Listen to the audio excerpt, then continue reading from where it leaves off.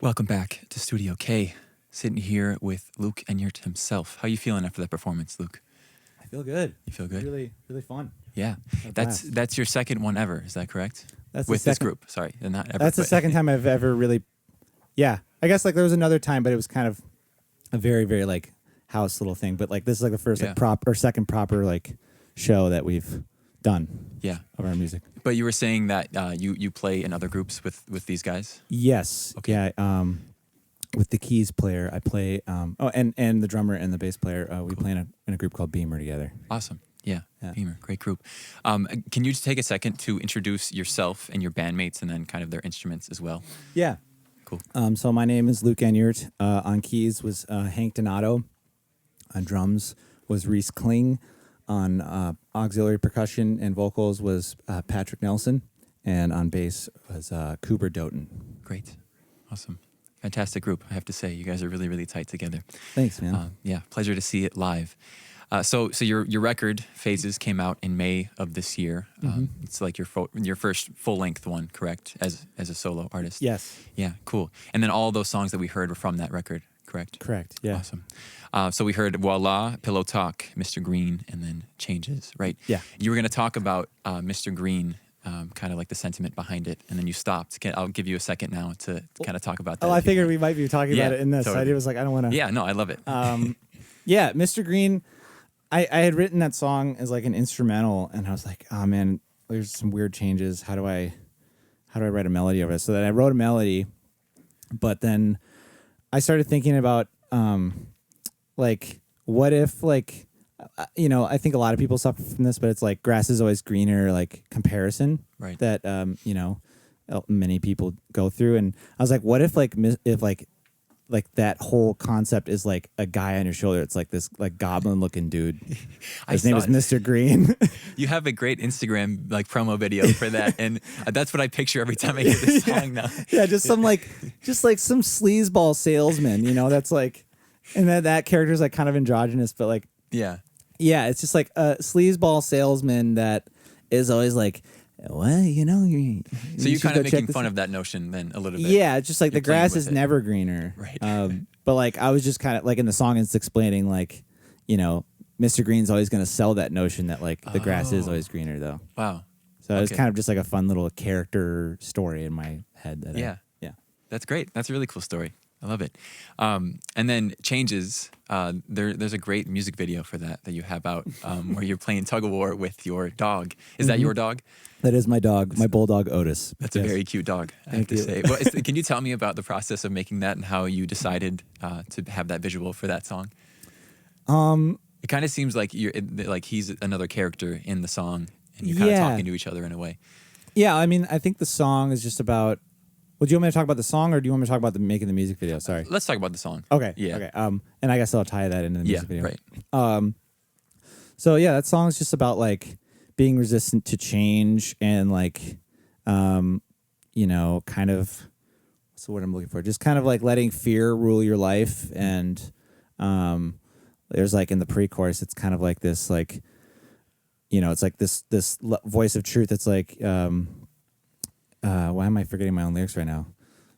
Saying like show up with love, and then there's that other voice. It's like I don't know what you're talking Right. about. It's like that's like the fear and like the ego like butting in. So like when I made the music video, I kind of made like The dog. the be dog kind doubt of bit, yeah. So it was I honestly like I shot that in like 3 hours with a friend of mine named Zach Patridge, who just like he works at West Photo, and he had access to all this camera gear, and he was like, dude, we can shoot this. So we literally just, there was no like direction or anything. Really? He just came over, and he was like, we had a white backdrop, and it was the dead of winter, and I was like, I got my dog and I got a tug toy, like what can we do with this? And that was pretty much it. So great. And I love that you're just looking right into the camera while your body's being thrown around by Otis. Yeah. It's definitely a worthwhile thing to check out that music video. But okay. Well, so I'm going to come back to Phases in a minute, but I think you have a really interesting story, and I want to talk about your background before we get into the solo project music. Okay. So you're originally from Minneapolis, correct? Correct. Yeah. Western suburbs out in like Lake Minnetonka area. Right.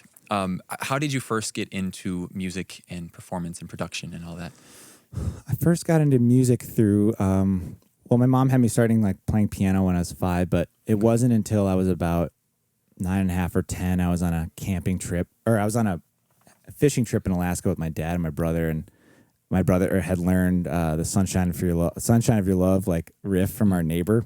Cool. And there was a guitar in like the lodge we were staying in, and my brother showed it to me, and I didn't want to fish. I didn't want to do it. I just wanted to play that. So, and then from there, like I just like immediately got an electric guitar, and my mom would, take me to my mom and dad would take me to lessons. And then when I got in my teenage years, I got really into like blues, and my mom would take me out to like all like the blues jams when I was like 15, 16. So like out in Orono and like Famous Dave's and all that stuff. So yeah, cut my teeth in a lot of like open jam blues jams. Totally. That's a great place to learn, I think. Yeah, a lot of mistakes are made in jams, and you kind of learn from it. Yeah, Totally. I really learned how to like improvise on the spot, which was really fun. That's great.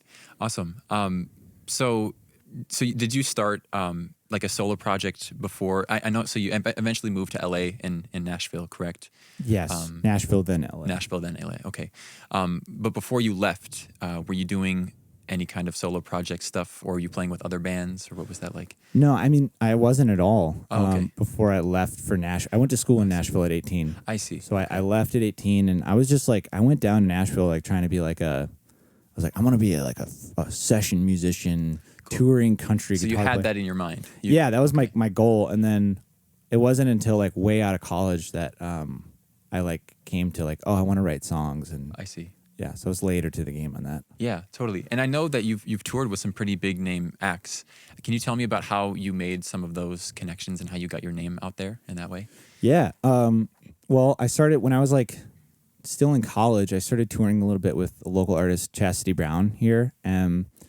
She would take me out on the road, and we would open up for some great artists. And I got to tour like all over Europe with like her and Ani DeFranco, and through that I met like a great drummer in Chastity's band, and then he got me a gig with this artist named Ryan Bingham. You may have heard of. He's on like the show Yellowstone. Yeah.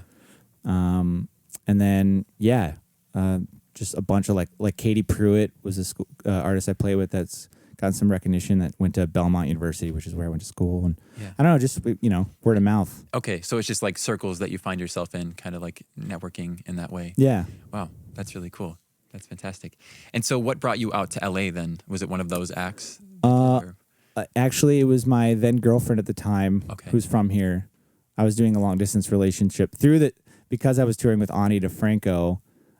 It's a long story, but basically I connected with my now wife out in New York, and we were doing long distance Nashville, New York, and then she moved to LA, and I followed her, and that's what brought me out there. I always wanted to go to LA, so she was a great excuse. Okay, cool. Yeah.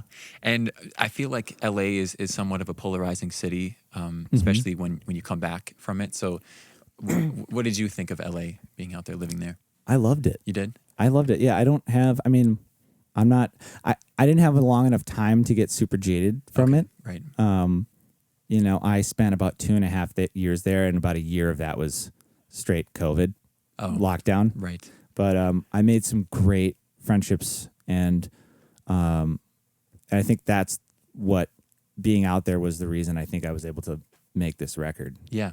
Okay. Yeah. So then what eventually drove you to pursue the solo project stuff after touring so much with these other people? Well, it was after, I think I made my first EP like came out in 2018, but I started writing it in like 2016. It was like right after I met my wife, basically. Like she was kind of the muse for the music. So it was a lot of like love songs and stuff, and that stuff. So I'd say that that's what kind of got me into it. And meanwhile, I was like really getting into more like artists like Blake Mills, and cool. I love like Bahamas and stuff like that. And I was noticing these guys who've been like sidemen guitar players, but then like write really cool songs. And I was like, I want to do that.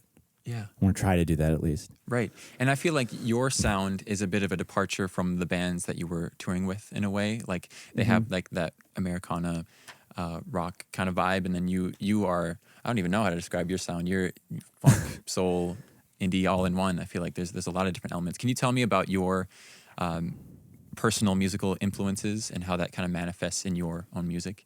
Yeah. I'd say like before I moved to LA, I was really into artists like Blake Mills and stuff. So like a lot of that like slide stuff was really inspired by him, and like Derek Trucks and stuff. Cool. But I was always into like Bahamas since like 2012 or 13.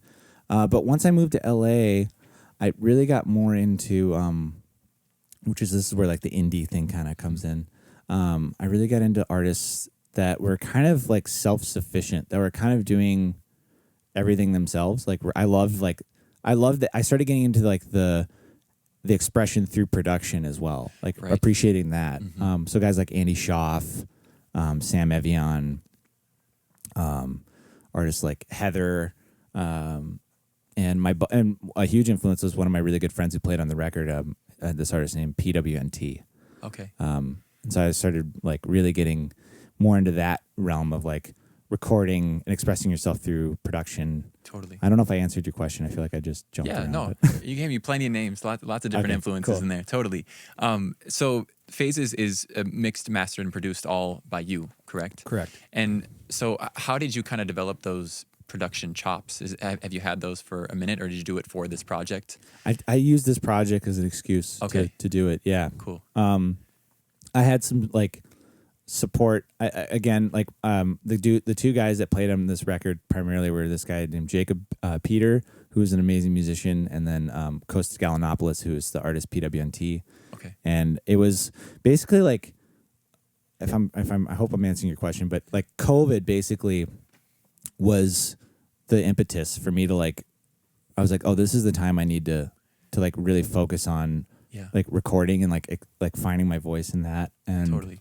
So yeah, it's like through like those, like playing with those two guys, and just like a lot of time on my hands, man. Yeah, I know. And just like a naive sort of like confidence that like, yeah, I'll mix and match.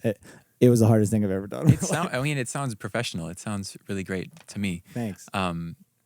Yeah, and I feel like the kind of like the lyrical content of the record is somewhat of like a self-discovery album, and I feel like maybe that's people's debut records. That's just kind of how it goes. But can you tell me where you were at in terms of writing a lot of these songs, and if you kind of imagine them coming together in one record, all of those songs? Or I honestly, no, it wasn't like there was like a strong concept. Okay. It was just like whatever songs I could finish. I see. I put on the record. But really, I think they all kind of have like a similar theme of like love and like lessons learned. It seems lessons learned and like self-discovery and just inner turmoil and things like that. Totally. You know. Just all the bad things that goes through your mind trying to express that. Definitely. Well, that's a great reason to write. It's a great way to let it out. Yeah, it's very cathartic for sure. Definitely. I've read a bit about your home studio. It's called the Rec Room, right? I just coined it that. Yeah, coined that. I like it. Can you kind of give me the layout? It seems like, I don't know, in your description that you sent us, you kind of gave it a nice little description of what's going on in there. But yeah, I don't know. It's in an old 1930s like colonial style house. It's like in the basement, and it's like dark wood panels with a fireplace. And I think the guy that lived there before us, like it was his like cigar smoking room with like sit with scotch and have a fire going and smoke his cigars. But yeah, it's kind of just like a warm atmosphere with a lot of like analog gear. I have like an old like Tascam console and some like reel-to-reel tape machines and drums and all those fun toys. Totally. So like in today's day and age, do you think that it's kind of essential for a working musician to also know the production side of things? That's a great question. I think it's very valuable to be able to know. I just, this day and age, just like doing like people just have to wear more hats because to make a living in this industry, you gotta wear a lot of hats. Yeah. So yeah, I think it can only be valuable, especially if you're like solely your thing is like being a guitar player. If like somebody wants to record you from across the country and you can't fly out there, it's like, oh no, I can record myself and send you the tracks. Like that's being able to know how to do that is huge. Yeah. And that was kind of why I first started recording in the first place, was to be able to do that. And then it just transformed and became an obsession. Yeah. So that's great. That's awesome. Great. All right. Well, we're getting to time now. I just have a couple more questions for you. One being, I want to give you a chance to talk about any more. I know you just released projects, but any more music coming out or plans for more music, shows, merch, anything like that? Yes. I'm currently working on booking another show this fall. So working on that. Merch, I'm working on getting some vinyl printed. Great. Nice. Dan, I'm going to get on that. That's the guy at the label. Cool. Yeah, what else am I've been thinking about coming up with some merch ideas, but I haven't come up with anything I feel like clever enough yet. So okay. Yeah. Take your time with it. Yeah. It's important. But yeah, vinyl, and definitely will be a show this fall. Okay. And I'm constantly trying to write and work on another record. Hopefully it'll come out within, next year. Yeah. So, yeah. Cool. And also you had your debut show. Yeah. When was that? Was that in May? Oh my gosh. Yeah. It was May. Why am I blanking? It was like middle of May, May 4th, 15th, 16th. Cool. Early summer. Yeah. There were so many shows happening every weekend that month that I can't remember. Yeah, totally. And that was at the Ice House. How did that go? It was great. Yeah. It was a great turnout. The band sounded great. We had everyone here besides we're missing a sax flute player who's great. Nelson Devereaux was playing, and that really brought the show up a lot. It was a cool experience. Flute always does. Dude. Everyone needs flute. Yeah. Exactly. Yeah. Awesome. Cool. All right. One last question for you. Mm-hmm. And it's one that I ask all the artists that come in. I want you to build a dream bill for yourself. You get to feature on it, and you get 3 other acts to join you. Gosh. Dead or alive. So this is Dreamland. You can make it whatever you want to. Oh, that's tough, man. I know. Dead or alive? Dead or alive. There's too many options. Well, some people are like, I really want to play with this person, but they're gone now. Like, I can make it more narrow if you want me to, but. Well, I think it'd be cool. I mean, I love, like Offie, Bahamas. That'd be sweet. Yeah. Mm-hmm. Like, I don't know. I would love a bill with like Sam Evian. That'd be really cool. Yeah.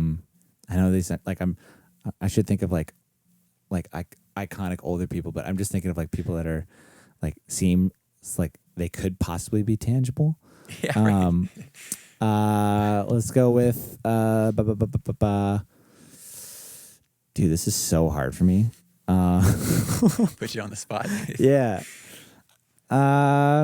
Let's go with like Dawes would be pretty cool. Cool. And who's somebody that's from way back? Let's go with like Ry Cooder. Nice.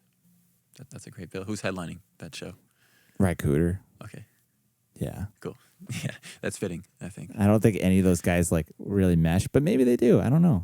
Eclectic bill. That's a very eclectic bill. Yeah, it's something for everyone. That's something I'd really have to think. I'm going to listen back to this and be like, no, dude, those aren't the ones. But well, maybe you can come back to us and I'll update them next week. Okay, About cool. your answer if you want. You can just like overdub what I said. Right. Maybe. Yeah. Just see my lips do one thing. Send me a little recording. Cool. All right. Well, thank you so much for coming in, Luke. It was really a pleasure to have you in. Dude, thanks for having me. Yeah. It's really fun. Totally. All right, we're going to kick it back to the booth, playing you some more local music until 5 p.m. today. Please stick around for it. This is Off the Record, and you are listening to Radio K, Real College Radio.